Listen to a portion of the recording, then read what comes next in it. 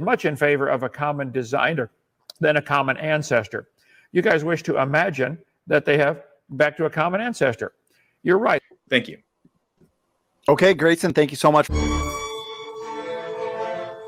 You think this supports your particular interpretation, and I could put evidence in my file.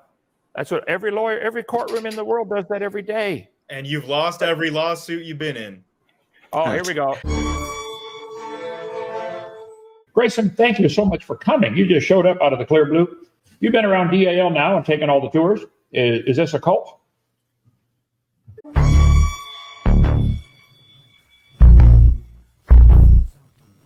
Gentlemen, this is not your first time engaging the topic of creation versus evolution in debate. But this is the first time you'll be engaging specifically the 6 stages of evolution. And so I'm excited to see what you guys are going to bring to the table in terms of points and arguments. Grayson, I see your slides at the bottom of the screen, and so I will get those up. You just let me know when you're ready, and I'll start the timer. All right, perfect. You can hear me? Yes. All right, so here are the 6 stages of evolution. So I want to start out my presentation by stating concisely my position on this matter.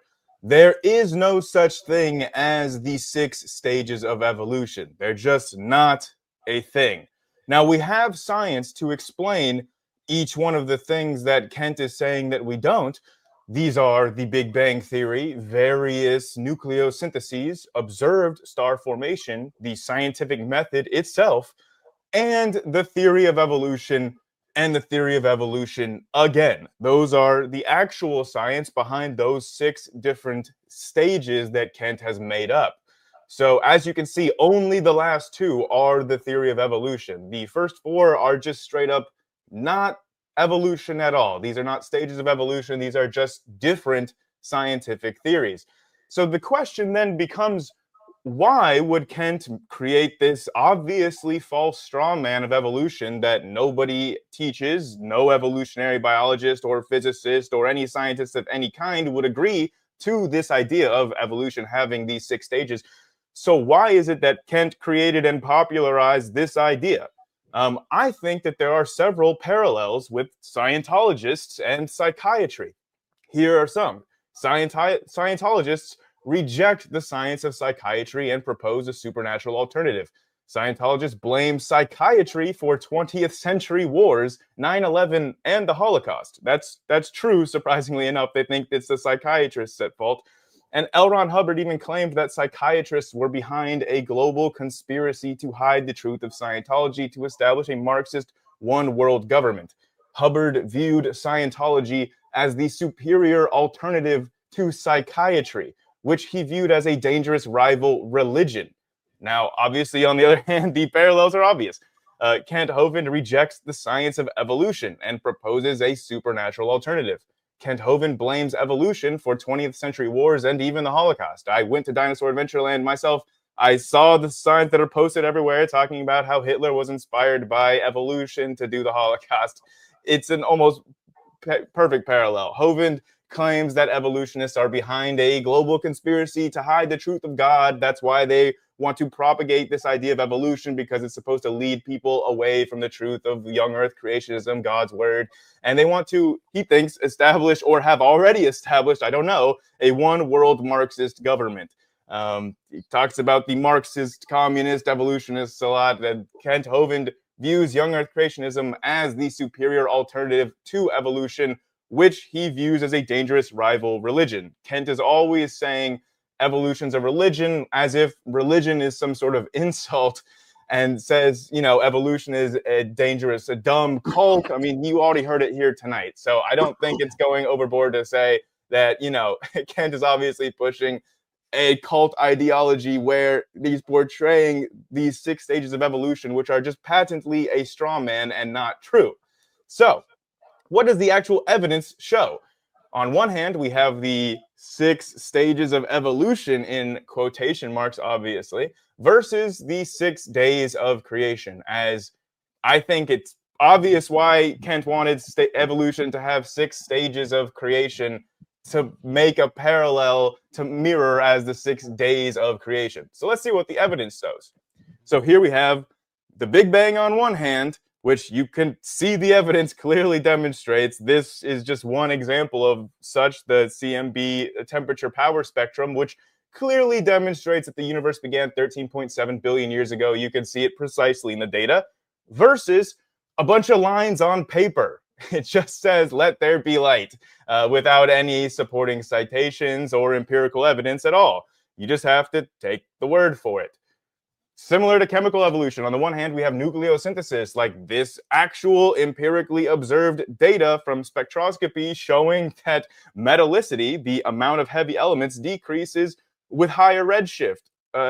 Wow, shocker. It's exactly like the Big Bang predicts for nucleosynthesis in stars. Then, the other hand, we have day 2 of creation, where God creates the firmament, which is a literal dome over the flat earth. I mean, the biblical cosmology is obviously flat earth. It was written before we discovered the earth was round in ancient Greece, like Eratosthenes. So the Old Testament is clearly a flat earth text. It even describes the earth as having ends. There are ends to the earth. There are like over 200 Bible verses that point to a flat earth description in the Bible. Then we have stellar evolution. On the one hand, we have observed star formation. Here is an HD picture taken by the James Webb Space Telescope of a star being formed. I mean, Kent said no one's ever observed this. Here it is in high definition. And you can even see the protoplanetary accretion disk around it, where new planets are forming. We've literally taken pictures of the process happening. Meanwhile, you have on the 3rd day over here, let the earth bring forth grass. So over in the Bible version, we've got grass before we've got stars. Then we've got organic evolution, which is actually the part of this where there is no scientific consensus theory. You just have a series of competing hypotheses. But again, this scientific method is the best track record of discovering truth about the objective reality. So I'm going to go with the scientific method, which is methodologically naturalistic. So that would be abiogenesis. The track record obviously supports, if you're a betting man, which of these you're going to go with, right?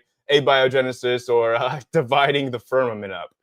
Then finally, we have macroevolution, with the actual theory of evolution on the left, supported by phylogenetics, population genetics, fossil record, paleontology, biogeography, developmental biology, embryology, all manners of different sciences. Here's the evidence that I brought forward tonight, which we could talk about if we have time for. Meanwhile, on the other hand, you have just God using magic to just spontaneously create all these creatures, which doesn't explain at all the order of the fossil record that we see clearly reflects evolutionary changes over time and not a global flood. These things are not arranged according to density, mobility, intelligence, body plan, habitat, or anything that Kent Hovind says. It's like if I just declared that the fossil record is organized by color, anyone could go and check that and see clearly it's not organized by color. I encourage everyone listening, go and check yourself the order that these fossils present. There's a site you can go to in Alabama, for those listening, that's only a couple miles away from Lenox, Alabama, in Dallas County. And you can go there and you can see the ordering of these fossil layers yourself. And if you want to see the whole geologic column, you can do that. Claims you can't, but you can. You got to go to North Dakota, which sucks, but you can do that. And you can see the whole thing. There's an order, and it is not explained by the way that Kent tries so desperately to explain this order. It just utterly fails. So I'm happy to get into that. But finally, which is the real cult? Evolution, as Kent claims, or Dinosaur Adventureland? So I thought that the best way to answer this question is with the experts. Cult Recovery 101. This is a website that actually offers counseling to people that were used to be in cults to get them more mentally healthy. And they provide this checklist to see if this applies to you or your group, to see if you're in the cult.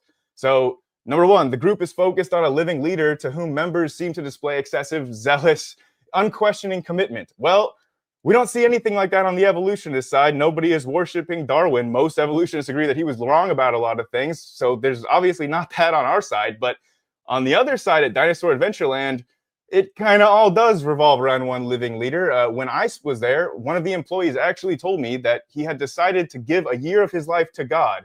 And that's what made him decide to move to Dinosaur Adventureland and work for Kent Hovind. I mean, You can't even write something like that on the nose.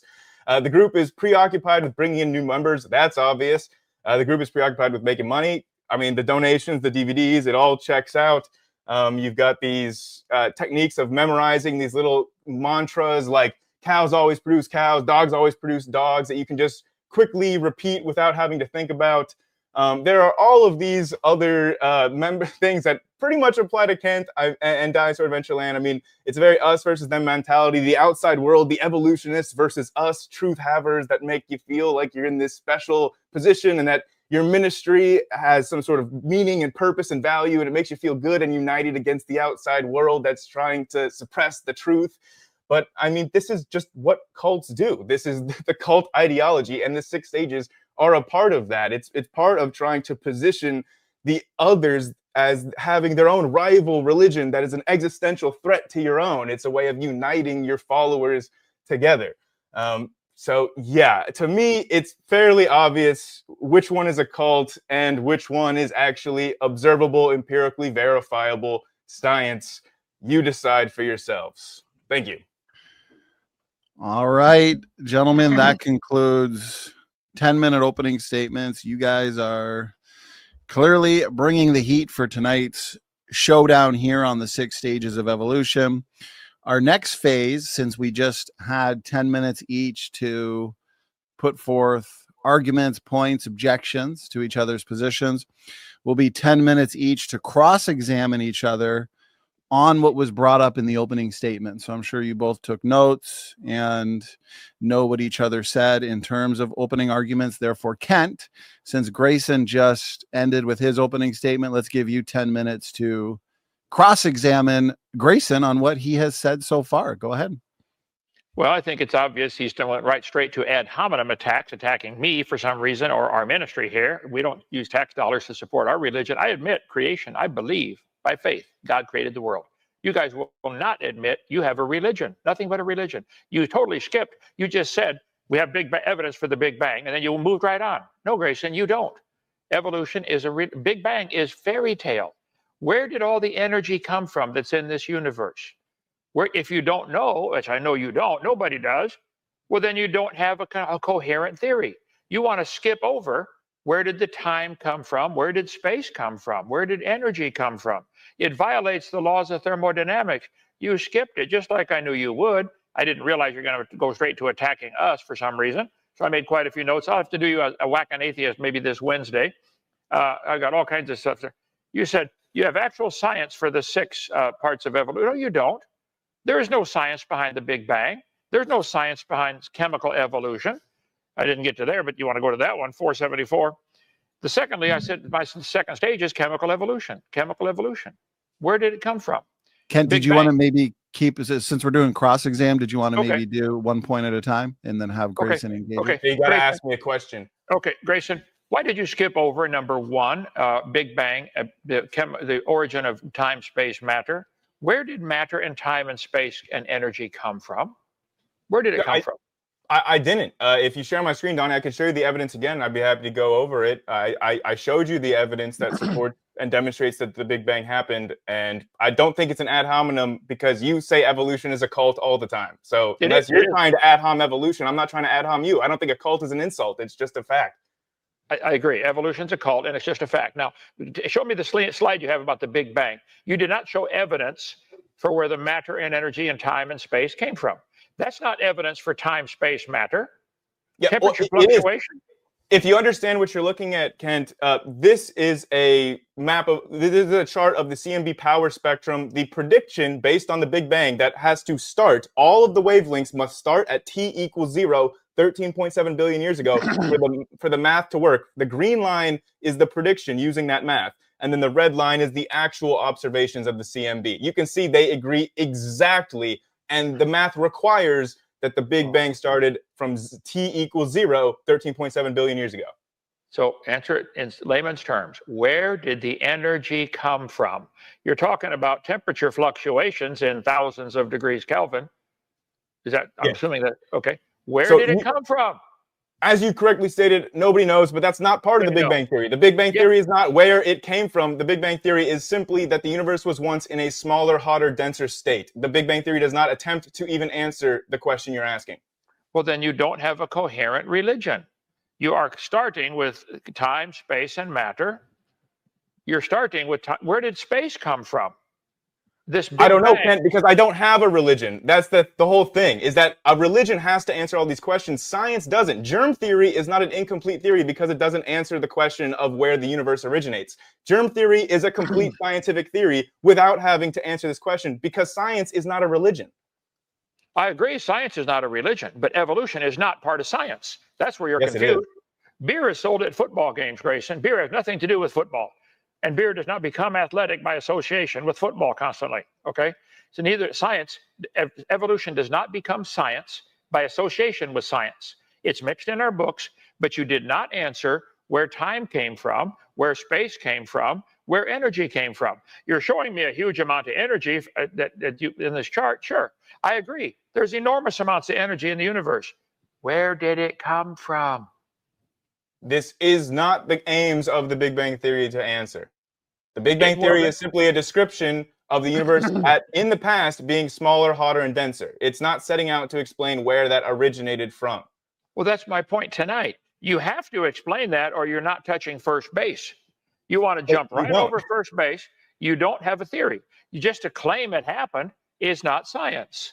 And to draw a chart of it happening and to claim it expanded faster than the speed of light, trillions of times faster than the speed of light. You want to move matter faster than light, but trillions of times faster than light. That goes contrary to all the science that we know. My point is, it's not observable. You haven't touched first base. You don't have a good theory. Nothing else matters after that. So quit skipping over it and tell me where energy came from or admit we don't know and we can stop the debate. I win. Kent, this is not a sufficient criteria in order to rule out evolution. Just like germ theory doesn't need to explain the origins of space, time, and matter in order for germ theory to be a complete theory, neither does evolution. The evolution you're teaching or want to be taught in our schools does require, like you have these charts, which I'm sure you believe in, of everything coming from an amoeba or a single-celled creature of some kind. That's not science. To simply draw a chart and to say all the forms of life came from a single-celled creature. This is artwork. This is propaganda, or your chart there. Drawing lines between these different animals is not proof that it happened. Certainly no fossils can count. Why don't we see it happening today? We don't see any animal changing to something else. Cows always produce cows. That's not a cult. That's a scientific fact. All the farmers in the world will tell you scientifically they can demonstrate cows produce cows. Show me why you have cows connected to sweet potatoes on your chart. Why should I connect a cow to a sweet potato? What is the connection here?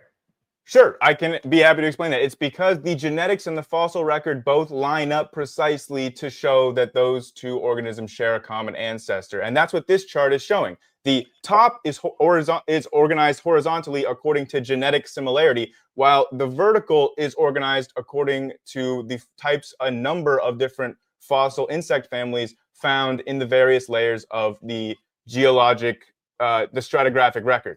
Right. There is no geologic column. We can talk about that in another debate. That's your imagination again. But look at this. Are each of these creatures on this chart made up of matter and use energy? Yes. And take up space? Yes. Now back to my first question. Where did time, space, matter come from? Don't tell me how they evolved from one to another. Where did matter come from? They're made up of matter. All of them are. You want to skip first base. I know you do badly want to skip first base, but you don't get a home run, Jason or Grayson, until you answer the question, where did time, space, matter come from? You don't have a complete theory. So that's why that's deliberate. The debate tonight is why did I divide it up into six? I never thought about that, matching the 6 days of creation. That's certainly new to me, and that's not why I did it. It just happened to be 6 stages of evolution. And the first 5 are religious. You believe in them. Nothing to do with the creation. We can argue. See, I'm not demanding the creation be taught in schools. You're demanding your cult religion be taught in schools. It's just a fairy tale. The Big Bang Theory is a fairy tale. You don't have an answer for where time, space, matter came from or energy, do you? So again, this is like going into court trying to figure out who the murderer is in a murderer case and then saying, stop, Your Honor. we cannot figure out who the murderer is unless we figure out where every person involved in this case was born. You don't need that information to figure out who done it, right? This is exactly analogous to germ theory, like we've been talking about. Germ theory is complete, even though it doesn't explain the origin of the universe. You can have a complete scientific theory that explains the origin of species without explaining the origin of life, space, time, matter, or the whole universe. This is just a straw man that Kent is trying to propose, because typically religions explain the origin of all those things through a nice magical fairy tale. Scientific theories don't do that, because the scientific theory doesn't have to explain every single aspect of your life like a religion does. Evolution is just for the origin of species. And yes, Kent, we have seen it in like the timescales of recent history. Like we've seen a dog evolve into a single cellular organism. Okay, that seems like macroevolution to me. Slow down. You saw a dog become a single-celled organism? Tell me about yes, that. there was a species of dog that existed on North America prior to Columbus that now only exists as a type of venereal cancer cell. It's a single cellular organism that infects others and spreads. That's not a dog at all at that point, but genetically, it's still a member of the dog family. Hold it. Say that one more time. I want the people to listen to this. A dog became a single-celled creature that is now infecting people. Yeah, and we've also seen single-celled organisms become multicellular organisms, like Chlamydomonas single-cellular algae that evolved multicellularity. So we've seen both single-cell to multicell and multicell to single-cell. That's macroevolution in real time, Kent. So Grayson is claiming that a dog evolved to a single-celled creature that is still infecting people. This is classic. This is classic. I got to make a sign in our science center just about that, Grayson. You are dreaming. Well, I don't know how you're going to have enough room, Kent, because you've already got signs on every available surface of that science center. We will build a bigger science center, Grayson. Okay, well, it's called CTVT for anybody that wants to look it up for the exact type. But it's a single cellular organism that infects other dogs, not infects humans. But yes, it used to be its own breed of dog, which no longer exists. And if you want to talk about Chlamydomonas, I've brought that up to you before, and you said you were going to look into it. That was over a year ago. Did you research the single cellular organism that was observed to become multicellular? Before you keep running, trying to touch home plate, let's go back and touch first base. Okay. You want to skip this badly. I think you admitted roundabout that scientists don't know where time, space, matter, and energy came from. Correct. Well, then you're out. That run doesn't count, because nothing else matters after that. I've tried to point that out. This is why, for years now, I have divided the word evolution up into 6 different levels or stages. You cannot get past number 1. You also cannot get past number 2 or 3 or 4. Where did life come from? You can make up a story, but all you have is a fairy tale imagination for the first 5. You maybe for number 5, changing one kind. That's what you're talking about. A dog turning into a single cell. That is classic. I'm going to use that one. Okay, but well, Ken, I showed you the evidence for those 4, right? I didn't just say, no, you did not. I didn't use the evidence. I showed it to you. I showed you an HD picture of a star forming, a picture of it. How are you going to deny that? Well, let's do this. Hey, before you respond, Kent, because we are a minute over, I blinked and it was over. So now, Grayson, since you get to lead the way we'll do equal time. You get 11 minutes, then maybe you'll want to lead the way on some of those points. So let's reset. Go ahead. Okay. So, Kent, do we both agree that Scientology is a cult? Scientology is a cult. Evolution should be included in that cult. Well, okay, wait. It's just a yes or no. I just wanted to get some common ground here that we can both agree Scientology is a cult, okay? Do we agree that, like, flat Earth is a cult, or is that not a cult to you? That is certainly a cult. That is a dumb idea. So, like, if a flat earther decided to buy land and move there and start a church on this land and make it like a theme park, I'm just making up a name here, like Flat Earth Adventureland, like, and every single service they're talking about, like, how NASA is making all this stuff up to suppress the flat Earth and suppress the truth, and they're intermingling that with Christian doctrine. That kind of seems like it would be cult-like behavior, no? Yes, they have a right to do that, of course. This is America, the land of the free and the home of the slave. And so they have a right to, make their cult if they want. Just like evolutionists have a right to believe what they want. But quit teaching it in public school. So I just want to point out that when I went to Dinosaur Adventureland. I just went on a random day. I didn't even think about it being Sunday, but I went during your church service. Yeah. And during just a random Sunday church service, I felt like you were quoting yourself as often as you were quoting the Bible. Like you were like, dogs always produce dogs. Do you think you came from a rock? They rained on the rocks and the rocks turned to life or soup or whatever. Like it's all your Kent Hovind's greatest hits instead of just focusing on the word of the Bible. Like do you not see that? I mean, shouldn't you just be focusing on just the Bible on Sundays and like maybe just leave one day of your anti-evolution rhetoric, maybe just leave that one day for rest? I think if you watch, how many videos do I have posted on my just on Genesis Baptist Church, Nick? Oh, thousands, probably. Over 1,000. Yeah, 1,000. Okay. I think you'll find hundreds and hundreds and hundreds of them. I've gone through. Let's see, Genesis, Exodus, many books in the Bible, verse by verse. I'm going through Psalms now. I do that tomorrow. Ken, I showed up on one of the days where you were going through that chapter. Like you were going through a part of the Bible, and then interspersed with that, you were like providing your anti-evolution quotes in it. Like that seems like you're mixing up your science with your religion, and this seems like this new kind of Christian brand, like we were talking about with the flat Earth Christians. If that's a cult, then why isn't this brand of anti-evolution Christianity a cult? Well, go to any public school and see how they mix evolution in with science all the time. You ought to teach science. This is the biceps, the triceps, the deltoid, the flexors, extenders. You can teach anatomy. This evolution's got nothing to do with it. They mix it in thoroughly. I'll reclaim back my time there because science is obviously empirically observable and repeatable. It makes repeatably testable observations that are empirically observable, and we have tested them. So it is by every definition a science. No, we have empirical. I'm curious though, Kent. I want to ask you why, or when and how did you popularize the 6 stages? Did you come up with them, or did you hear them from somewhere? But when I look it up online, it says that you are the one that popularized these 6 stages. Well, I don't know if I am or not. I may have popularized them, sure, but. Did you make them up, or did you get them from somewhere? I mean, where did you learn them? I think it's intuitively obvious. Look at it. Where did matter come from? If you want to talk about how matter evolved, well, first you go, how did matter get here? But you're just saying it's obvious. I mean, that doesn't explain like why you came up with 6 stages. But you know that the actual evolutionary biologists and the physicists and the scientists, they do not teach they do not teach evolution that has 6 stages. So like, why can't you just debunk the science instead of trying to debunk a straw man? Well, point. You want to skip the first 5 because you can't answer them. You want to, boy, look at this. I touched home plate. No, stop.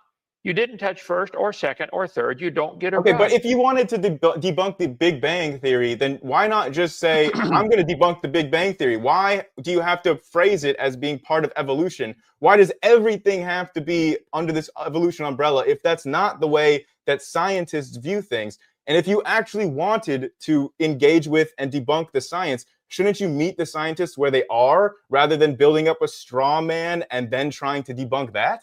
This is not a straw man, son. Look at it carefully. You still haven't answered yet tonight, other than to say you don't know. Where did matter come from? Claiming it came from a Big Bang and showing temperature changes of different things, that's not. Where did it come from? You're missing the point deliberately. I think maybe I did make it up and popularize it. I didn't make it up. I mean, to me, it's obvious. You got to have something to evolve. Look at number 4. How did life get started? You guys want to just say, well, we don't know how it started, but starting with life, this is how fairy tales start. Well, in a land beyond the clouds, stop. There's no land beyond the clouds. You're skipping them, just like I knew you would. Ken, you're making all the same arguments that other cults make. Like the flat earthers tell me, oh, the globe Earth violates the laws of thermodynamics. It's the same argument you say that evolution violates these laws. Or the sociology, like the Scientologists will say that psychiatry violates the law of, metabolism or whatever. Like they think it's not scientific too. Like these are all the same arguments. So why is it that it's part of a cult ideology when the Scientologists or the flat earthers do it, but when you make the same arguments, it's not part of your cult ideology? I think we need to analyze that carefully and see if you are not doing the exact same thing, okay? You're just making a claim. Matter was here, time was here, space was here. Look at all the space we've got. Where did that come from? Where did time go? What was before the Big Bang, 13.772 billion years ago? Man, it's my turn to ask questions, but Okay. it's not like I'm making a claim. Saying I don't know something is not making a positive claim about it. It's just an intellectually honest position to take. Right. Okay. It's intellectually honest for me to divide that word evolution up because you have to have these 6 different steps. You want to jump right to number 6. And you want to skip the first 5. That's the whole debate. I'm happy to discuss the Big Bang Theory with you, Sure. Kent. I'm more than happy to discuss stellar nucleosynthesis, stellar evolution. Like, I brought evidence to support each one of those 6 points. The issue is that those are not evolution. If you want to talk about evolution, we can. If you want to talk about the Big Bang, we can. The issue is that you're trying to say the Big Bang is part of evolution when it's a different area of science. Well, I know you'd very much like to separate it out so you don't have to discuss it, okay? We can discuss the Big Bang anytime you want, Kent. We can discuss the Big Bang right now. I asked you earlier to lead into the section, are you denying the high-definition photo I showed you of a star being formed? You do not know that a star is being formed from that photo. You know that there is a spot putting off a lot of energy. Maybe it's exploding. How do you know that's a star forming? It's not. It's a proto star. It's not even a full star. It hasn't undergone. You don't know that. Nuclear. Nobody knows. Here, You can't. Here's another example, Kent, where you can literally see. Look, it's not in. Sorry, let me switch screens here. It's not in the picture right here, and then it is in the picture here. Just a couple years later, you can see the star forming. It's like you can take pictures of these things. Grayson, you need to learn a little bit of science. This is called occlusion. The star was behind the other one and it's moving, or we're moving, getting a different angle on it. You do not know that you don't know that third dot on there is a star forming. No, you can see the protostar in the beginning, and then you can see it get much brighter and shine higher. It hasn't changed positions. You can chart this and see that its position hasn't moved. It's just gotten brighter, and it was a protostar. It was not undergoing nuclear fusion in that first picture. I mean, we've taken photographic evidence of things that you say no one's ever observed. You can't possibly know that's a star forming. And if it is, let me ask you a question. Where did the time, space, and matter and energy come from for the star to form? It's not necessary to know any of we can skip that. There's a land beyond the clouds. And by the way, this is a small detail, but you should be saying time, space, and energy because we do know where matter came from. Like we have primordial nucleosynthesis. We know the mechanisms by which has happened. We've replicated it in the lab. We've seen E equals mc squared. You can form matter from energy. So what you really mean to say is time, space, and energy, not time, space, and matter. But that's neither here nor there. I mean, it is here and there. Okay. You keep saying we've seen. No, you haven't. Nobody has ever seen energy turn to matter. Show me that. No, we have. Like literally. And we, by the way, is talking about the human species and scientists. And we have literally in the lab in scientific experiments shown energy becoming matter. But the point of this was talking about the 6 stages of evolution. For the record, I disagree. You're lying or dumb on that topic. Okay, we've never. You can look it up, Kent. Just because you're ignorant about something doesn't mean it doesn't exist. You just don't know about it because you haven't looked up any new science this century. Oh, really? Yeah. I mean, your entire slides. I borrowed your slide from the 90s, and it hasn't changed at all. The slide we're looking at right now is from the 90s. You haven't updated your slides. You never look at new science. I told you a year ago, I said Chlamydomonas evolved multicellularity, and you told me to my face that you were going to look into it. Have you looked into it, Kent? I probably have forgot. I'm sorry. It's real busy around here, okay? We're trying to save people from your religious cult, okay? And we're doing a good job. Thousands of people being converted away from stupid religion of evolution. But yeah, I mean, the flat earthers make the same statements. The Scientologists make the same statements. Every cult. I mean, the Jim Jones cult talked about the U.S. government as being a giant cult and how they're after them too. So again, I mean, there are so many parallels. This is just cult-like thinking and behavior. That's exactly what you atheists do. Nothing but cult-like. There's no God. The universe got here by nobody made it. We just know it. That's why I say evolution is a religious cult. Prove me wrong. Every Thursday and Friday night, we do that. Well, I did prove you wrong, Kent, because I went through the actual points of what makes something a cult, and I showed that it doesn't apply to evolution, and it does apply to Dinosaur Adventureland. So I did show you wrong using the actual professional cult counseling opinion. Wow. Okay, let's give Kent a chance to respond, and then, gentlemen, we're going to transition into a free-flowing discussion. So less strict, just kind of back and forth, conversational style. And I do want to make sure we're engaging each of the scientific points brought up so far. Kent, have a final word on this cross-exam, and then we'll move on. He showed a slide of what makes up a cult. DAL is not a cult. I've been a Baptist preacher for 50 years. I believe the Bible is literally true and scientifically accurate. I believe cows always produce cows. I believe in science. I love science. Evolution is not part of it. I'm trying to rescue people. It's a rescue mission here from the dumb religion they're taught. And Grayson, the reason I don't update that slide, it's true. I taught math for years. Did you know 2 + 2 has been 4 for a long time? There's no need to update that slide about 2 + 2 = 4. It's correct. This is correct. Did you know that after you made that slide, we then took high definition photographs of stars forming, making your slide outdated? You are dreaming if that is a high definition photo of a star forming. I showed it to yourself. You can look at it with your own eyes. I saw it. I saw a spot with rays coming off. You don't know that's a star forming. This is exactly like flat earthers. When I show them actual photographic proof that the earth is not flat, they say, that doesn't mean anything. That's fake. Doesn't count as evidence. It's the same exact arguments from the flat earthers, Ken. Okay. I'm not a flat earther. Kansas is flat. The rest of it's round. I've said that for years. I've never been a flat earther. So quit equating me to that. Now, I think we can show you. You're giving me all the same arguments. No. I can show you photographic evidence. I can show you thousands of examples from history. Cows always produce cows. Nothing else. Every farmer on the planet throughout all of history will tell you cows produce cows. Kent, do you acknowledge that every single generation of cow is slightly different from the previous generation? Every single one. Therefore, cows are related to petunias? Is that what you're trying to say? I want you to acknowledge. Do you agree that every single generation is slightly different? I think they're slightly different within limits. So then what are those limits other than just the pure physical limits of anatomy?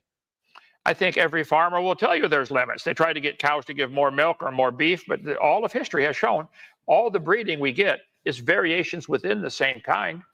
So here's the thing that actual all breeding has ever shown, right? Is that every single generation is slightly different, and those differences continue to add up and don't have any limit.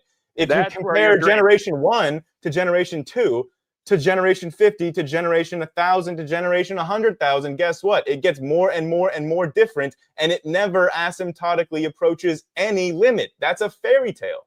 That's the fairy tale. You are correct to say that it never approaches the limit. They've been trying to get cows to give more milk.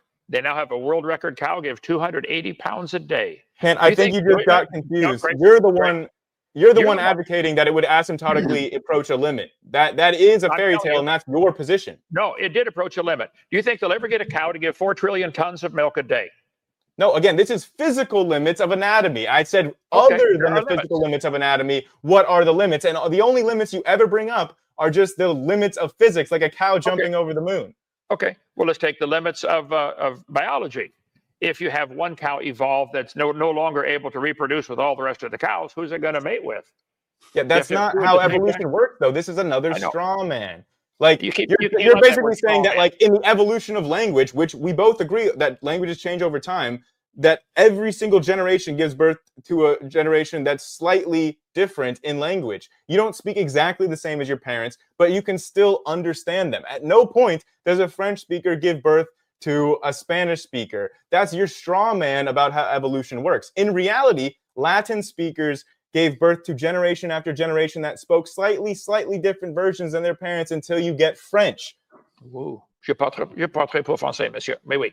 Okay. Now, okay, yes. This is all based on somebody with some intelligence changing the words.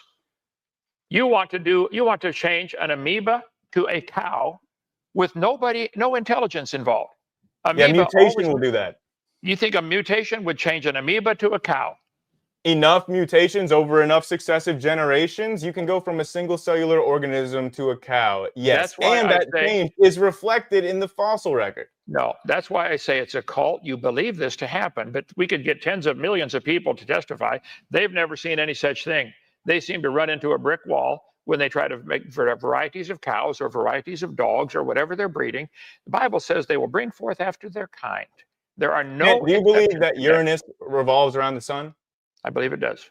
So nobody has ever seen Uranus revolve around the sun because it Right. takes so long to revolve around it. Right. But you believe that it does because the evidence suggests it. So even if every single person on Earth, nobody's ever witnessed Uranus revolve around the sun, it still happens, and you still acknowledge that because of the evidence. It's the same with evolution. Right. Science, what we can observe, study, test, what do we know? We know Uranus is moving. We can see that moving. We know it seems to be moving in a trajectory that means it's held by gravity from the sun. So it would be logical and intuitive to say it probably goes around the sun like all the rest of them. But to see farmers produce 450 varieties of cows, most of which would not survive in nature, you got to babysit them, and therefore conclude that a cow is related to a sunflower, that's stupid.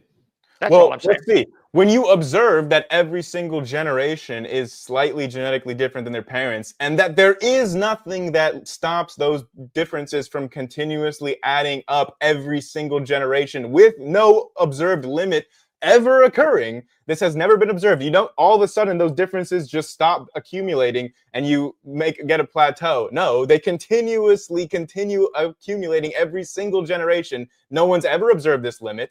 You're saying that you believe that this limit exists, but there's no evidence for it, Kent. We have the evidence for cow evolution. We can trace its fossil record going back, and we see, hey, right around the time in the fossil record where you stop seeing cows, you start seeing more basal cow-like ancestors. And guess what? When you stop seeing those, you see even more basal organisms, and you stop seeing the modern species, and you start seeing species that agglomerate traits that are intermediate to our current species. The fossil record's full of them.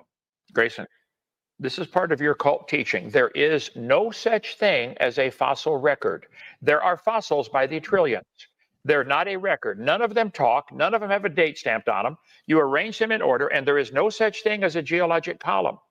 No, Kent, you don't arrange them in order. You find them in order. You think so? If you don't I find know it, so. Because guess what? In Lenox, Alabama, you got a lot of Cenozoic rock around you. If you were to dig down below that, guess what you'll find? Cretaceous layers. And you will stop finding, eventually, when you start digging down, you'll stop finding mammals, Kent, and you'll start finding dinosaurs. Like, I mean, it's more dinosaurs and less mammals, but there is an order to this. You can just dig down under your feet and you can see that these things are arranged in order. And that order cannot be explained by body density, intelligence, mobility, or habitat. Okay, so tell me, you said which layer did you find here in Lenox, Alabama? Which one was it? You've got Cenozoic layer, like you got from the tertiary period up there in Lenox. Okay, so we have Cenozoic material here. And how do you know it is Cenozoic? Because you can radiometrically date igneous layers bracketing above and below it. And isn't it funny how if there's no order, as soon as you date an igneous layer, you know exactly what fossils you're going to find above and below it. Isn't that weird? If there's no order, why would that be the case? Well, first, that's something you were taught. That is not true at all, okay? But there's no igneous rock around here that I'm aware of. Prove me wrong, though. Find one counterexample, just one. Oh, no, where's the igneous rock? Where's there been a volcano near Lenox, Alabama? Well, just find me one igneous layer to which you can date it, and then you don't find the fossils we would expect above and below it. Okay, so you said, I don't think there's any igneous rock anywhere near here that I'm aware of. It's all sedimentary rock, okay? But you said the Cenozoic era, which supposedly started 65.5 million years ago. And what did you find below that, did you say? The Cretaceous layers. You're going to find Cretaceous, which is 145 million years old. Okay, where was all the Cenozoic dirt sitting for 90 million years waiting to land? It was in other locations. It was in other layers that were weathered down. And here's the thing. I know you're about to say and ask, did it come from space? Here's the fun thing, Kent. Actually, a lot of material does come from space, and we've recorded just how much material falls per day from space, and it's literally tons of material. But the majority of it is not coming from space. I know that's just a joke you have. The majority of it is weathered from other locations and then carried as sediment and deposited in the new location, which then starts the radiometric clock. You do not date the material, you date the formation of the layer. So you're saying the layers are different? We're on the wrong topic here. Okay, we're supposed to be on my reason. I made 6 levels or stages to evolution, but you guys want to just slap and run. You want to miss first base. if you don't know where time, space, matter came from, this is why I had to divide it up so people like you would understand how dumb their religion is. Okay? It So didn't work. you saw the CMB power spectrum, which you can only construct if you have boundary conditions that starts at t equals 0, where all wavelengths in the universe equal the same value. That's a t equals 0 moment required by the Big Bang. You cannot construct that prediction without it. And when we test the prediction against actual observation, it matches exactly. If you want to see the chart again, I'd be happy to show it to you. It's one of the most amazing verified predictions in all of science. Okay, I'll make a verified prediction here. I agree there's a t equals 0. In the beginning, God created the heaven and the earth. That's the t equals 0. And I make a prediction. Cows will always produce cows. Dogs will always produce dogs. No matter how hard you try, you will never get something that anybody would consider a non-cow or a non-dog. You never. No farmer. Well, here's the issue. Okay, first of all, Kent, you're the one dodging now because I'm bringing up the origin of space, time, and energy, and you're the one going back to dogs, creating dogs. So who's the one that doesn't want to talk about the origins now? Okay, let's talk about origins. You said you don't know. You said you have a chart. Well, you drew lines on paper with dots on them. Whoa, and that's proof that time had 0. I agree, time had 0. So Ken, I did not draw those lines, right? This is based on actual observation data and theoretical physics calculations. These are not just arbitrary lines that somebody drew. Let me just show this again. These are not arbitrary. There's nothing arbitrary about this. These are not just lines that somebody drew. They reflect actual empirical observations and actual mathematical calculations that if you think are flawed, you need to go and find the flaw in them. These are not just people making up lines on a chart. This is real science. Grayson, can you maybe do me a favor, and then for the audience sake, can you take 30 seconds and in a nutshell explain what this specific piece of evidence is? Okay. For the Big Bang, and then we'll throw it to Kent to respond to it.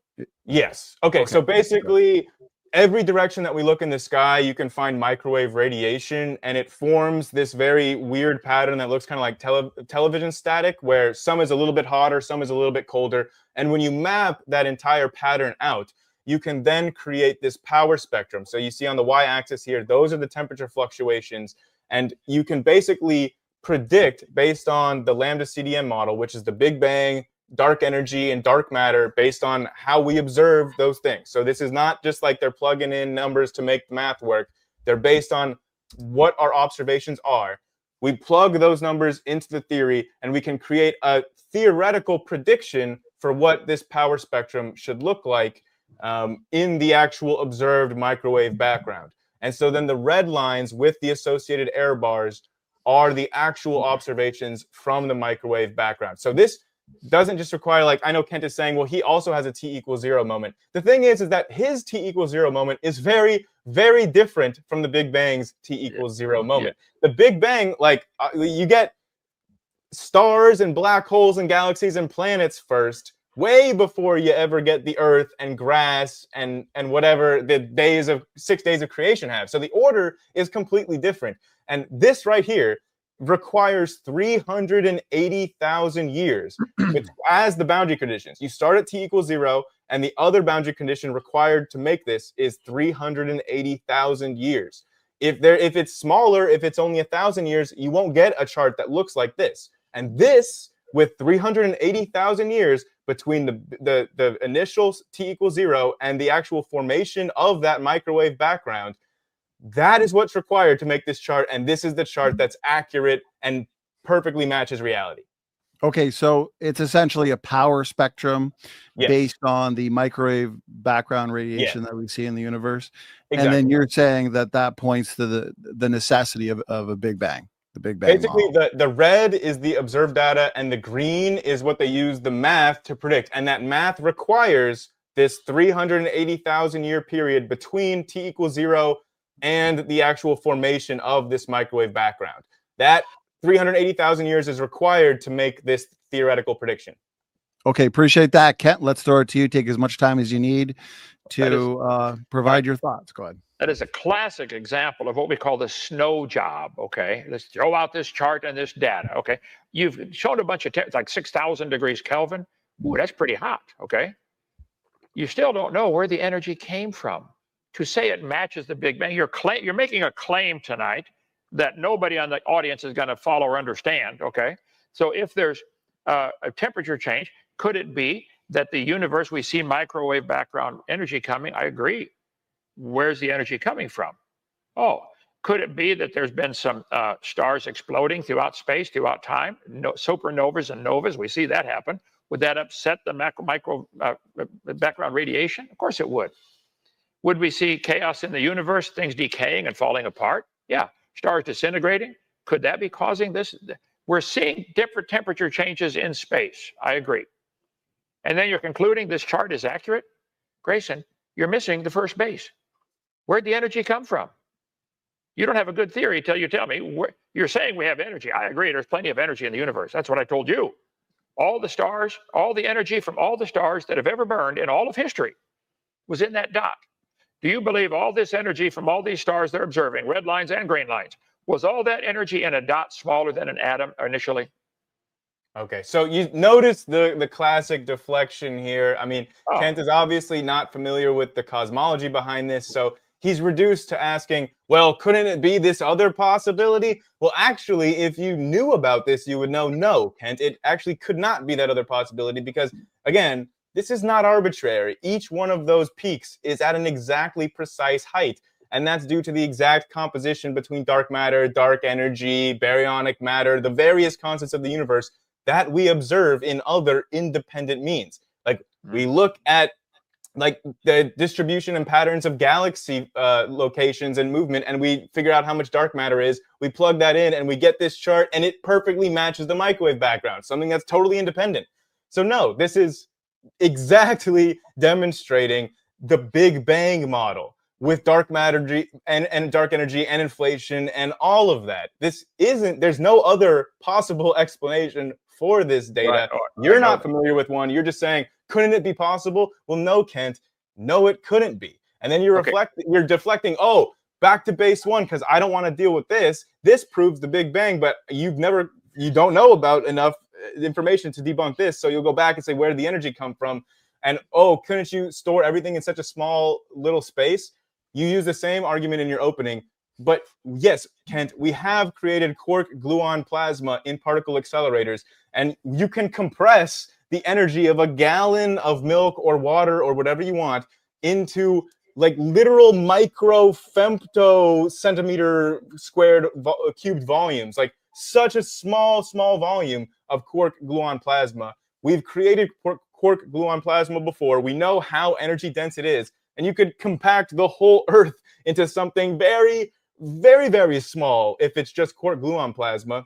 And there's physics beyond that at higher densities. So yes, I know you're very incredulous that you can pack all this into a small volume, but we've shown the physics explaining how to do that, and we do it every day in particle accelerators.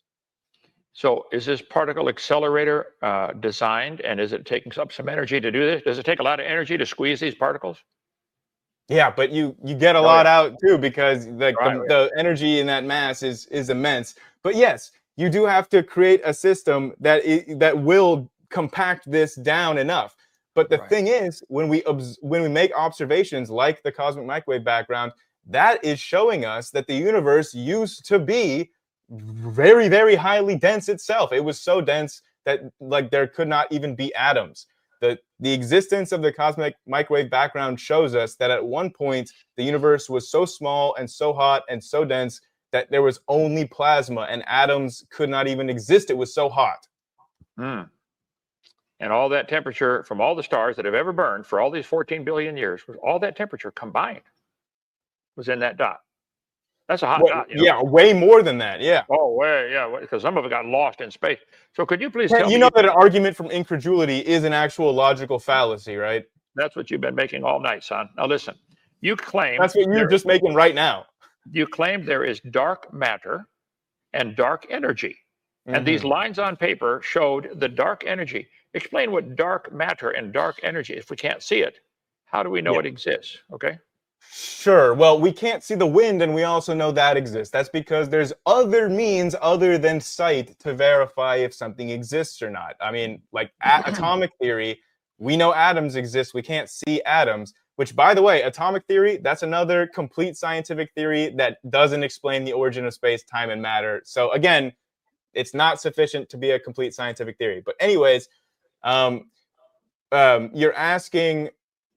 Sorry, could you repeat your question, Kent? Sorry, I kind of got off on a little bit of a side tangent there. Explain exactly what is dark energy and dark matter, and how do we know it exists? Yes. So there are actually, depending on how you count them, 6 or 7 completely independent methods of verifying that dark matter exists, and they all agree on the same amount of the dark matter. So one of the methods is the chart that we showed. Another method is looking at galaxy rotations. Another method is looking at gravitational lensing. There's another method at looking at the way that galaxy clusters collide with each other that cannot be explained without dark matter. Essentially, there are multiple independent corroborating sources of evidence that all show us that about 90% of the matter in the universe is dark matter, which means that it's not composed of particles like atoms that interact electromagnetically. So the dark matter is not made up of atoms. So what is it made? What is it made up of? We don't know. Okay, but it exists. You know it exists. Yes, you can know something exists without knowing. Just to illustrate this point, Kent, you can know that something exists without knowing its composition. For thousands and thousands of years, humans knew that things existed, but we didn't know about atoms. So yes, you can know that things exist without knowing what they're made of. Okay, right, I understand. Now, you talked about galaxy rotation and all this kind of stuff, and I agree. Galaxies appear to be rotating. And I'm still wondering where the energy initiated from. What's your starting point? You said the energy was all in a dot. You didn't answer the question. Where did it come from? This is why I made this chart, just for you, Grayson. There are 6 levels. You still haven't gotten on first base. I would just say, Kent, you made this chart before I was even born. So it's not that you made this chart for me. But I know you keep going back to the same old tired question that I've answered again and again now about where the initial energy came from. Let me spell it out for you. Nobody knows, okay? We don't have the evidence to say one way or the other. I know you think that you know. You don't have the evidence to back up your claims, though. We don't know, and here's the kicker. It's not sufficient that we know where all the energy in the universe ultimately originated from for us to know that the Big Bang happened, that stellar evolution happens, that nucleosynthesis happens, that abiogenesis happened, or that evolution happens. That is not a sufficient criteria to demonstrate the veracity of any of those scientific theories. So we will skip over where matter came from. Then you get I already answered that. Oh, yeah, we don't know. Good, thank you. Primordial nucleosynthesis. That's the answer. So do you know where life came from? Abiogenesis. That's a word, abiogenesis. It means life came from nothing. No. It came from non-living matter. Yes. That again is making a claim. That's not science. That's my whole point. It's a scientific hypothesis. It's not yet a theory. A theory explains the how. A theory explains the why something happens. We don't have that for abiogenesis, yes, but here's the thing, though. We have logical induction, and we have the scientific method, and that's enough for us to say that the safest answer, if you're going to be betting money, you're going to go with the naturalistic hypothesis, because in human history, that's been the most historic track record of truth. That's what you believe. Donnie, we said we'd go 2 hours. It's been 2.5. I've had a long day. I'm not going to debate him again. So I would like to make a claim that he admitted finally, we don't know where the energy came from. Therefore, you're in a fairy tale world. We have got all this energy. We got all this gravity. We got all these laws, physical laws governing the universe. We don't know where they came from, but now let's take it from there. This is a fairy tale. We've got a land in a beautiful land beyond the clouds. You don't have a land beyond the clouds. You have a religion, Grayson, and you're a very zealous preacher of your religion. And you're good at duping your followers to believing you, just like Jim Jones was. You're just very similar to, I could draw a lot of parallels to what you teach and Jim Jones. I bet he had charts about how everybody's out to get us, and everybody drink this Kool-Aid or curry before we can all die and go to our new planet out there beyond the clouds or wherever he was going, okay? You're doing the same thing. You're the cult, Grayson. You're the cult. All right, guys, did you, we do have a lot of audience questions. Kent, I appreciate those final words in the discussion. Did you each want to take, it's up to you, Grayson, Kent.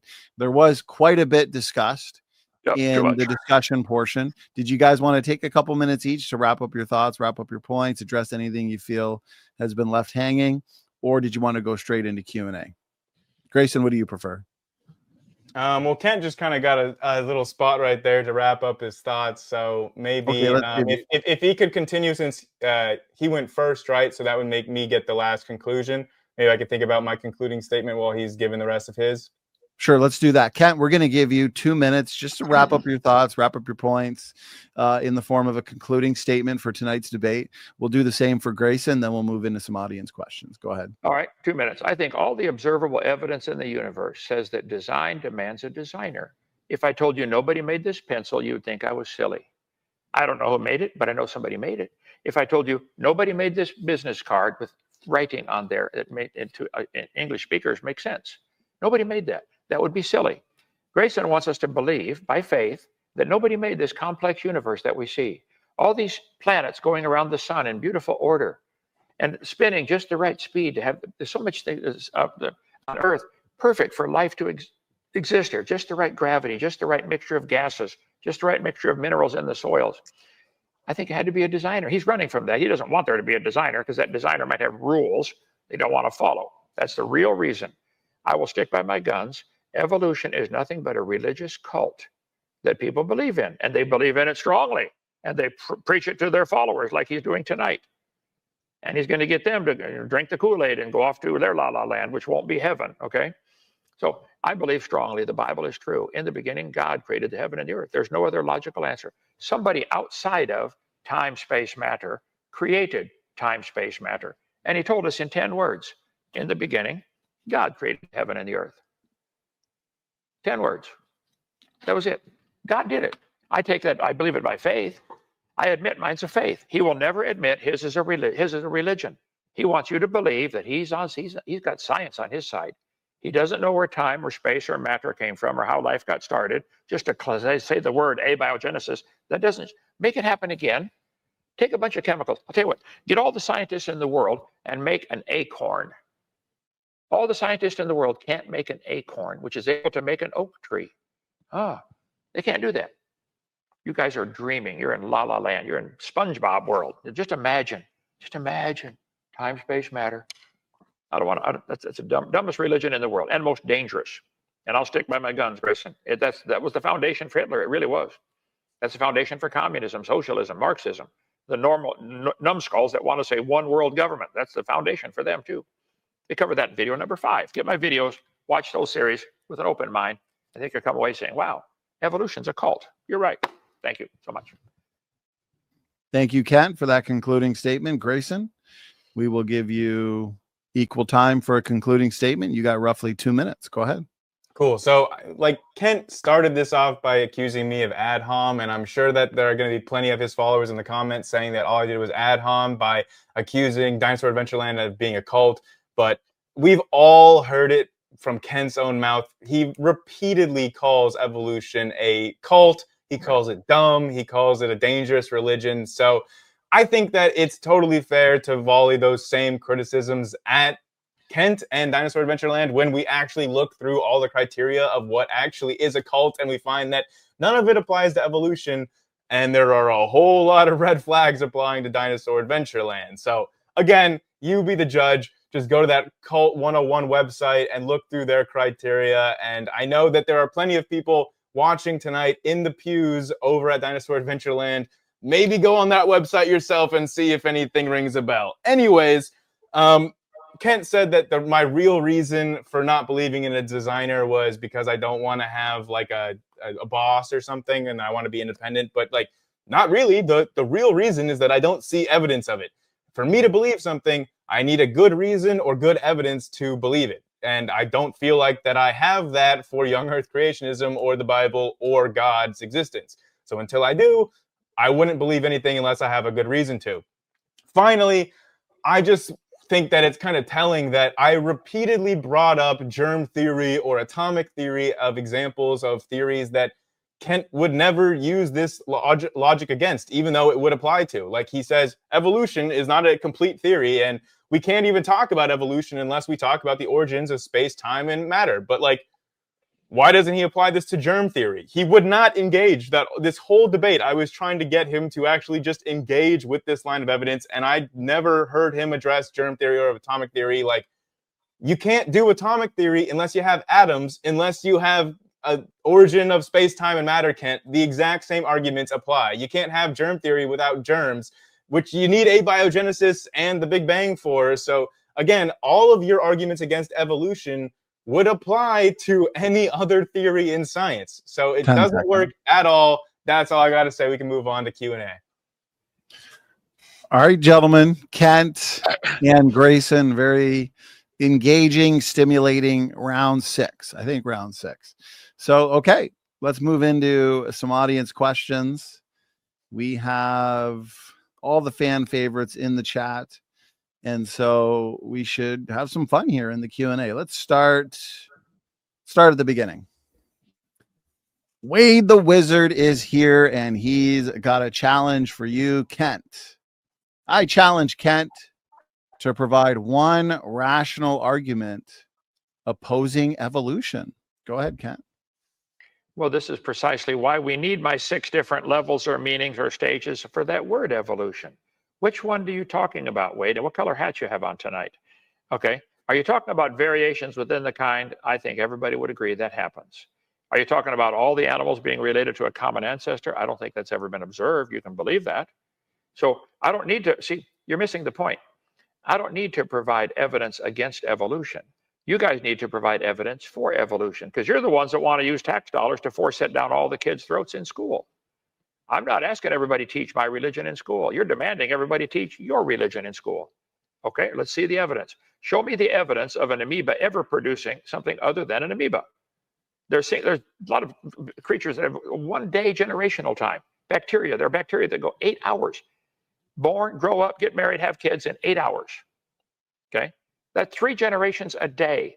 But they never change anything but a bacteria. All of observed science tells us bacteria produce bacteria, nothing else. You can imagine these accumulation of these things. Grayson has a vivid imagination. Just imagine these bacteria over millions of years. We've watched them over thousands of generations. It didn't happen. He imagines it might happen. He and SpongeBob ought to start a club together. So I don't need to, Wizard, I don't need to prove any evidence against evolution. You should provide evidence for it. That's why for number 1, 2, 3, 4, 5, nobody's ever given any other than a chart on paper. Okay, well, I gave you plenty of actual empirical evidence for all of those tonight. I also don't need to imagine anything because, like we went over, we've observed single cellular organisms evolving multicellularity in real time with division of specialties of labor, with everything that would constitute it as true multicellularity, not just a colony of single cells. We've seen it. Exactly what you're saying doesn't exist. So again, this is just you being ignorant of the actual evidence and trying to say that it doesn't exist just because you're not aware of it. So there was a lot that you said there. There was one other point that I wanted to address, but it escapes me now. So I guess I apologize for that to the audience members, because I wanted to make that point. They're never going to forgive you, Grayson.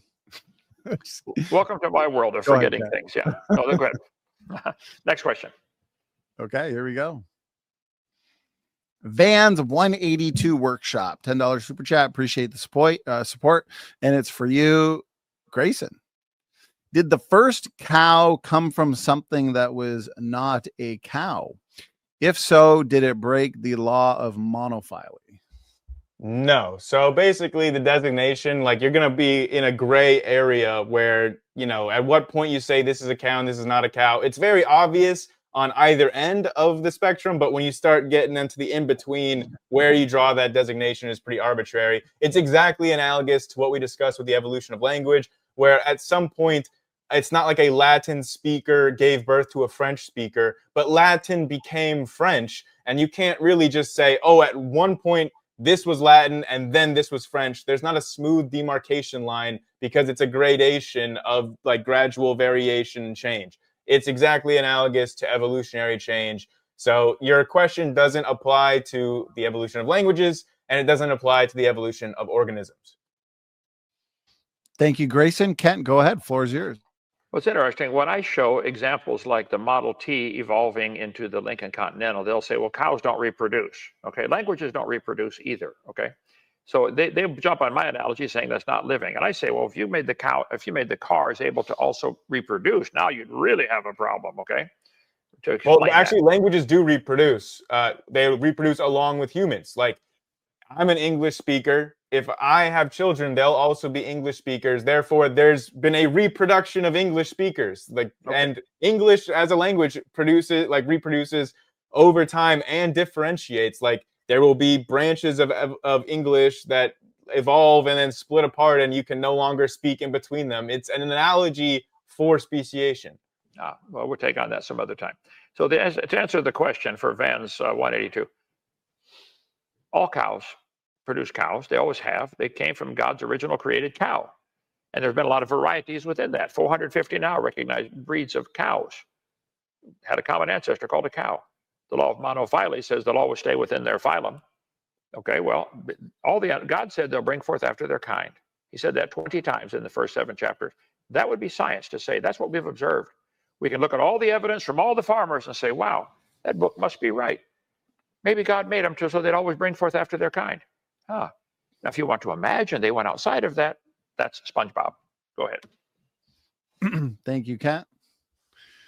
All right. Your biggest fan, creationist, crybaby, no Q&A is complete without a question from the crybaby. So here you go. A question for you, Kent. Singularity is a state where space-time is unified at extreme conditions. So there was no before, because our universal time frame only began at that moment. Why do you call it a dot?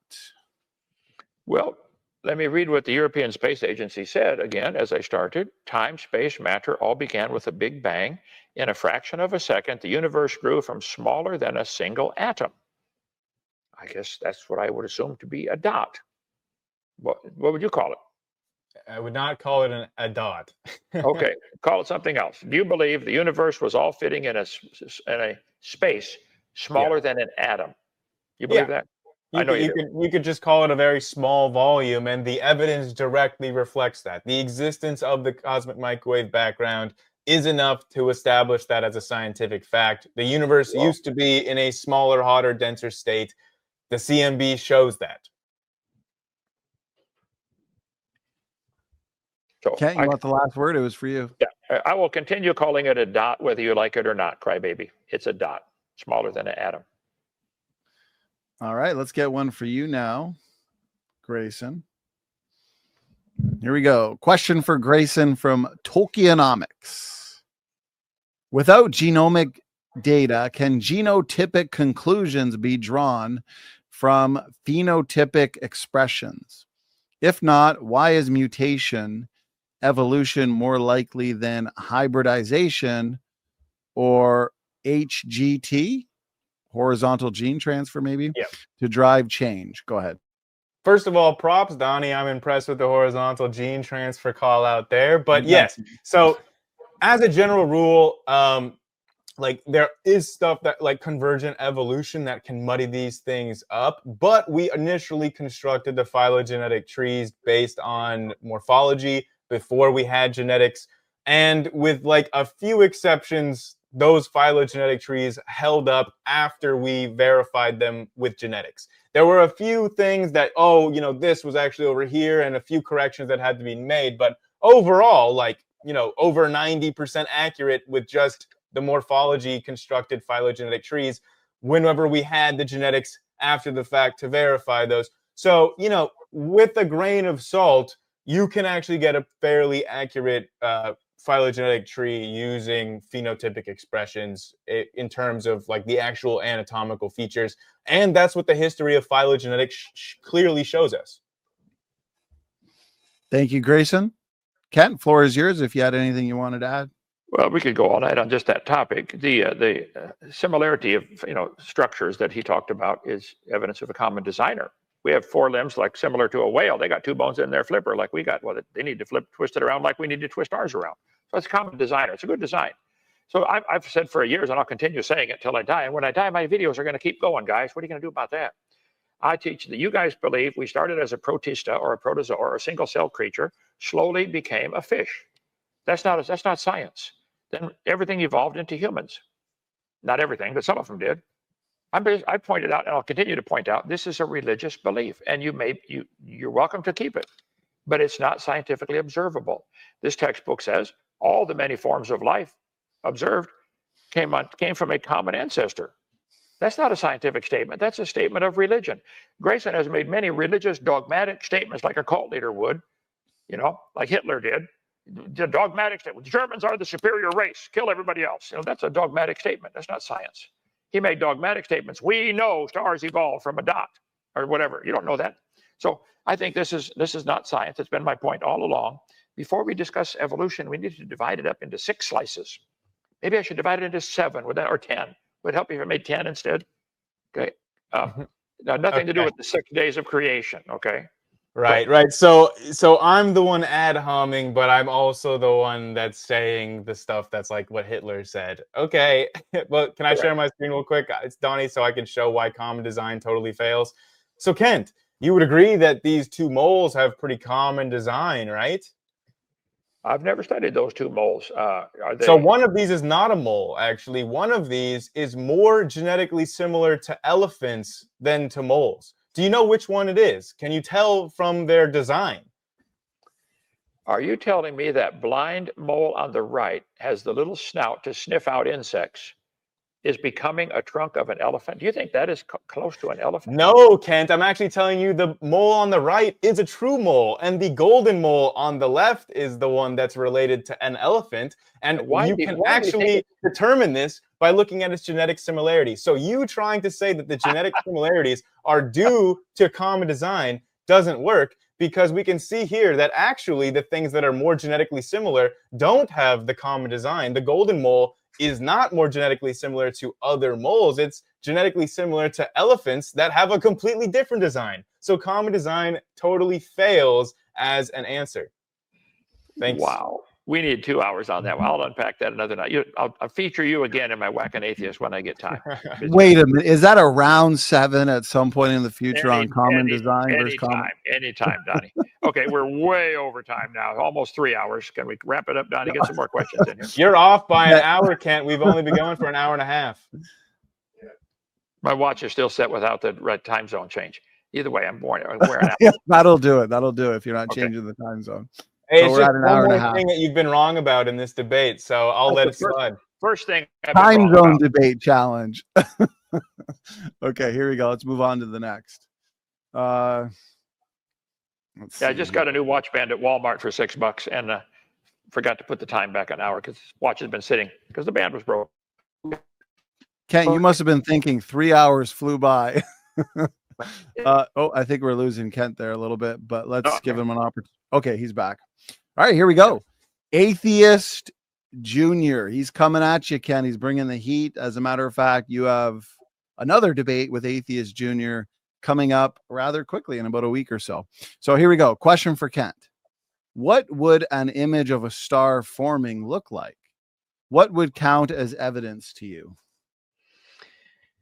According to the theory of star formation, it would take a whole lot of matter being squeezed into a single space, catching fire or igniting, or nuclear fusion or something happening, and heating up and producing a lot of heat like a star does. This is not, you can't possibly observe that in a human lifetime. You saw one picture of one star, of one dot getting brighter. Maybe the clouds were clearing in front of it. Maybe there was a flock of birds in front of it. You don't know that it's a star forming. You see a tiny dot, and now you see a bright dot. And that's your evidence. Those pictures were taken with infrared spectrum. Wow. So they go through any obscuring layers of dust or anything. The infrared light goes through it. So you cannot obscure it. We can see the protostars are not undergoing nuclear fusion. Then they are. Exactly what you said you would accept for evidence. I showed you, and you denied. That's cult-like behavior. When I show flat earthers evidence right in front of their face, they say it's fake, they deny it. You're doing the same thing. That is cult-like thinking. Okay, I give you evidence that cows have always produced cows, and that's cult-like thinking for you to imagine that the cows are related to a mole or elephants are related to a mole because they got similar gene code. Maybe they got similar gene code because the same guy wrote the code.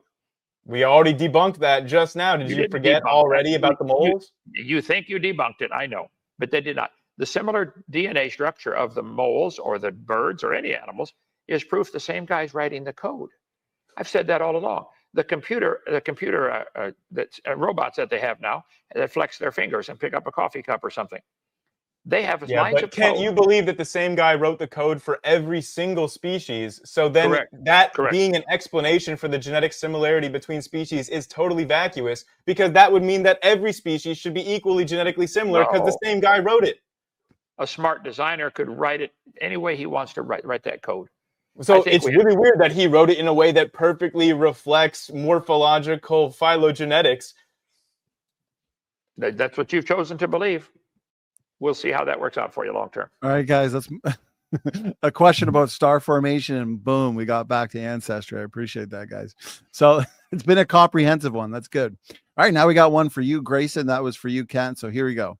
Why ask why Budry? $5 super chat. Appreciate the support. Here's his question to you. Ask Grayson why Royal Society said Darwinism is dead because it lacks powers to create new body plans. Yeah, well, that's just a complete straw man of the actual Royal Society meeting. I've gone back and I've looked at the actual transcribed notes that occurred at that meeting. That is not at all an accurate representation of what happened in that Royal Society meeting. What actually happened was that they were talking about elements of the modern synthesis or neo-Darwinism that are not like mechanisms that are outside of that, such as the discovery of epigenetics. That's not included in Darwinism, but it is absolutely a means of evolutionary change, or niche construction, or so many of the different mechanisms that we've learned about since Darwin. So yes, Darwinism is dead because we've improved it, and we've added in things like epigenetics and niche construction and different modes of evolution that we didn't know about back in Darwin's day. So this is just another straw man like the 6 stages. Okay, thank you, Grayson. Anything you wanted to add to that, Kent? Well, Grayson likes that word straw man. I'm going to have to use that on him next time. But okay, no, I think a body plan indicates a planner. I think all the bodies were planned and designed. I don't have a problem giving God the glory for all that. Not at all. So how about the mutation to the body plan that introduces a totally new information and new feature? Like, I don't know, the human mutation where sometimes humans can be born with tails. That's a totally new anatomical feature that changes the body plan and can result from the mutation in Hox genes. So explain that one if evolution isn't real and mutations can't produce new features.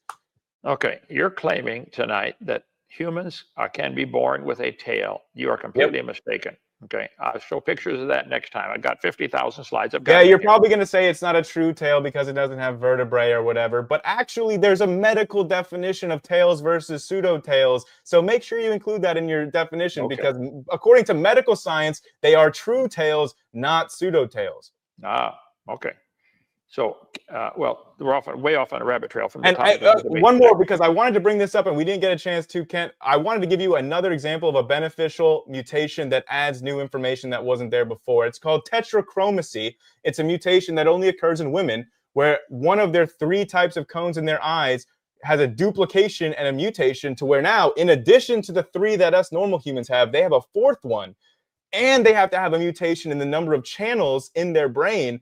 And if they have both of those mutations together, which does occur and has been documented, they have tetrachromacy, which has 4 fully functional types of cones in your eyes that allows you to see literally hundreds of new colors that us normal humans cannot see. So that is new information without the loss of information that is beneficial. So that just seems to totally debunk everything you've been saying about mutation and evolution for years. Well, that proves we came from a rock, all right. Man, I'm going to have to change. Okay. This is deflection and a moving of the goalpost because you don't want to address what I actually said. Okay. Could it be that everybody had that in the original creation and it was lost? Oh, it can't be that way. It cannot be because we've seen the mutation actually arise on a generational level because that 4th type of cone is different every time the mutation happens. That 4th type of cone, whatever frequency it's sensitive to, changes because it's a new type of cone. It's not like they're inheriting this fourth type of cone. It actually is not present in their ancestors. It is a mutation. There's not a gene being switched on or something. I've never studied that. No, it is not. It is a new allele being created. The gene for the types of cones is duplicated, and then that duplicate mutates to create a new type that is not present in the parents. And therefore, we should make a chart showing we all came from a protozoa. No, therefore you're wrong about mutations always being the loss of information and not being beneficial. And I just showed you an example, and you're unable to even deal with it. You keep trying to change the topic. Okay, I've never heard of that one. I will look at that, but tetrachromacy, remember it, because the next time that somebody brings it up to you, I don't want to hear, oh, that's interesting, I've never heard of that, I'll have to look into it. You've heard about it now. I don't want to hear you make that excuse the next time somebody brings it up to you. Well, first of all, you don't run my schedule around here, and you don't get to tell me what to do. But would you agree that nearly all mutations are detrimental or harmful or lose information? The majority of them are neutral, but yes, there are more harmful than beneficial mutations. But mutations drove from all these changes from a protozoa to a whale. Yes. Even though most are harmful, it worked anyway, didn't it? The harmful mutations get culled out of the population by selection and drift. 99% of all mutations will eventually be lost to these two mechanisms. So even the good ones will be lost. No, the good ones are positively selected for, so they achieve fixation. Selection takes out the negative ones and selects for the positive ones. That's like the actual basics of evolution, which you'd think you would understand if you spent your whole life trying to debunk it. So these women that are able to see these new colors, do they have children that can see the new colors also? Yeah, if they're women, yeah. Like because it requires 2 X chromosomes, it's a trait that only expresses in women. But a son can inherit that new version of the cone in their chromosome, but they won't have the full vision of their mother because they don't have the 2 X chromosomes. Right, and so if they don't have any daughters, then that wonderful mutation is lost, isn't it? No, it wouldn't be lost, because if that son that has that allele has a daughter, then they will pass their X chromosome onto the daughter, and then the granddaughter will have tetrachromacy. So if none of them do, then it is lost. None of them have daughters or granddaughters. Okay. That's how all mutations work, and that's what I just told you about how drift culls mutations out of the population. Right. And drift can cull all types of mutations out. Right. Good ones and bad ones. Okay. Yeah. Donnie, a couple All right, guys. Go ahead. We'll try and sneak in one more here, and then we'll wrap it up. I do appreciate the 2 hours that you both have given for tonight's epic showdown on the 6 stages of evolution. Certainly not a boring debate, that's for sure. Oh, very Kent's engaging. yawning. He's ready. I imagine that the people in the pews must already be asleep. You know, when Kent goes to bed, he'll be dreaming for 8 hours about debating you, Grayson. So it'll be an all night. Doesn't faze me. Now, Kent has better things to dream about. So here we go. Here's a question for you, Grayson, from Tanya Brown. She's curious about your point there on the power spectrum, I think it was. Mm-hmm. Are they using a measure of distance as the reference for age in the power spectrum predictions? No, you're not using distance for that. It's just the boundary conditions for which, like, basically all the waves start out at the same amplitude. And in order for them to get to the amplitude that we see at the CMB, that requires 380,000 years of each one of those different waves oscillating on independently of each other. So it's basically the way that the data is that you can't get those waves oscillating in a way that will do it faster, that doesn't break physics. And Kent will say, well, oh, how do you know that the laws of physics were always the same?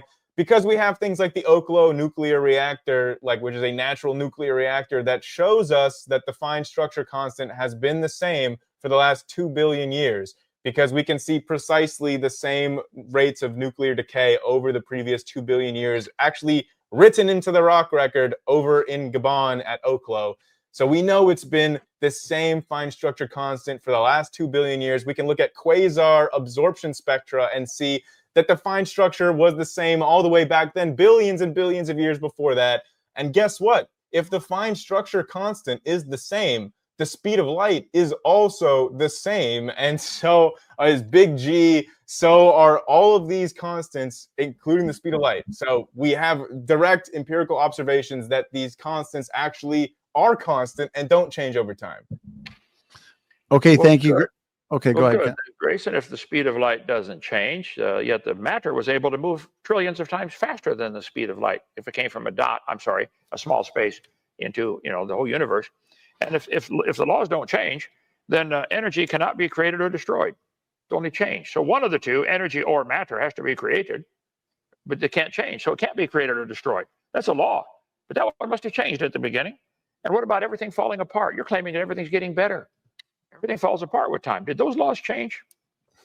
Yeah. So again, the Big Bang doesn't say that the energy is created out of nothing. It actually just doesn't address the origin of the energy because that's not what it sets out to do. The Big Bang is just describing the evolution of the universe from a smaller, hotter, denser state to the state now. And no, I did not just use evolution in the terms of the theory of evolution, just the colloquial definition for anything that changes over time at all, which is not the same meaning of the word as it's used in the theory of evolution.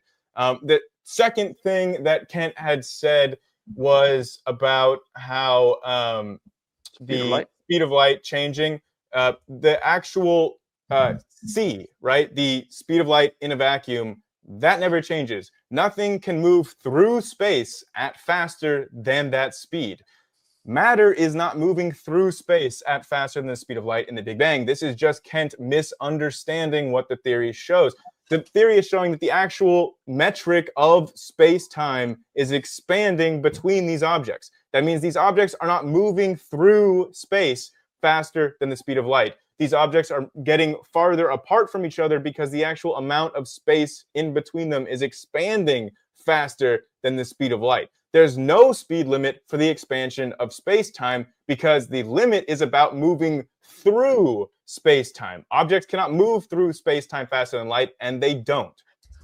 Wow, I'm going to use that one next time a cop pulls me over. Sir, I was not exceeding the speed limit. The distance between Repton was increasing faster than that. I wasn't speeding, officer. I'm going to use that one, and I'll blame you, Grayson. Well, hey, if you had empirical evidence that supported that, then the officer would let you go. But you don't. And I do have empirical evidence showing that space-time has been expanding. So the officer would let me go. Okay. If you do get out of that ticket, Kent, you better thank Grayson for that. So, okay. Guys, we're going to do one last question. So that one was for you, Grayson. We got one for you, Kent. Then it's even in terms of questions. And we're going to wrap things up. This has definitely been one of your better debates out of the many that you guys have done together. Mark Reed, he's got one for you now, Kent. So his question is this: how did God produce everything, the specific process? If you can't explain that, then why doesn't Grayson win? I do not know how God created everything. I don't know how God exists outside of time, space, matter. I've admitted for years and all along, I believe by faith God did it. He will not admit that he believes by faith there was a small space, I'll call it a dot, smaller than an atom that contained everything. All the cows in the universe that are now in the universe today, all the cows in the world were in that dot. All the elephants, everything, all the Himalaya mountains. He will never admit that's a statement of faith to say the universe grew from smaller than a single atom to bigger than a galaxy. He'll never admit that's a faith. I admit, Mark, mine's a faith. Do you believe by faith that all the matter in the universe fit in a dot? I'm sorry, a dot smaller than an atom? You have to take that by faith. See, the reason he won't admit it's by faith and a religion, then they lose their tax funding. They, like all of us, paying for their religion to be taught. That's why they'll never admit it. Go ahead. Okay, so no, Kent, the reason why I accept these scientific theories is because they have empirical evidence to support them. Right. If they didn't, I would reject it. We know that the universe had a Big Bang because we have the cosmic microwave background that shows us that it was once in a hotter, smaller, denser space.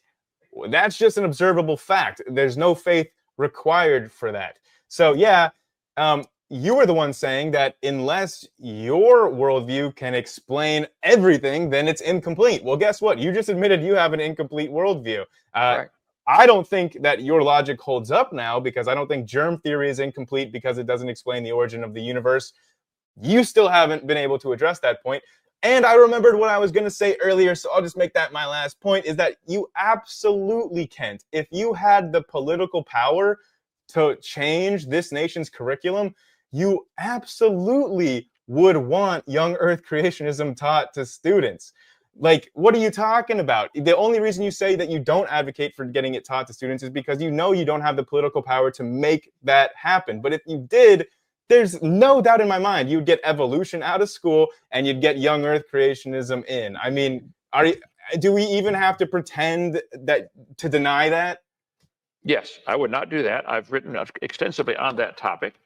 You have a DVD series about how to teach creationism in public schools. A whole DVD series about it. It's okay. It's never been wrong against the law to teach creation in public schools. You just denied that that's what you want to do, and now you're admitting you have a DVD series about it. I have said hundreds of times we should get the lies out of the textbooks. It's the lies I'm concerned about. The embryo does not have gill slits, Grayson. Get that out of the textbook. There's lots this is just a deflection, man. No, it's not. You know you would want to get it taught to kids. Like, I mean... Oh, I do teach it to kids. Lots of kids come through here. We had a bunch here today. I'm going to a bunch here tomorrow, too. And the kids are coming for Thanksgiving. I'm going to teach creation to every kid we can. We go through our charts and teach them how stupid evolution is. I'm going to keep doing that, okay, for till I die. And you really believe that Dinosaur Adventureland is going to last beyond you? Like, I mean, Matt Powell's not taking that forward. Eric's not taking that forward. No, who's going to take Dinosaur Adventureland on after you, Nick? No, I'm going to live right till the end. I'm going to live till the rapture. So, okay. Hey, well, that's not a very good retirement plan, but I'll let you have it. I'll be 72 in January. I don't intend to retire. I'm going to retread. Keep rolling. You watch. I'm going to make dying the last thing I do, gentlemen. That's right. So, Grayson, Kent, excellent debate, very engaging, stimulating, fast-paced. Basically, all discussion, all back and forth discussion, little mix of both, cross-exam and free-flowing discussion with some opening statements. And as always, a fun audience Q&A. So let's get some real quick final words, final thoughts as we close it down for tonight. Grayson Hawk, Dr. Dino, the 6 stages of evolution. So appreciate you guys doing this. Grayson, final words, final thoughts for tonight? Yeah, I mean, Dinosaur Adventureland is a cult, man. I don't know.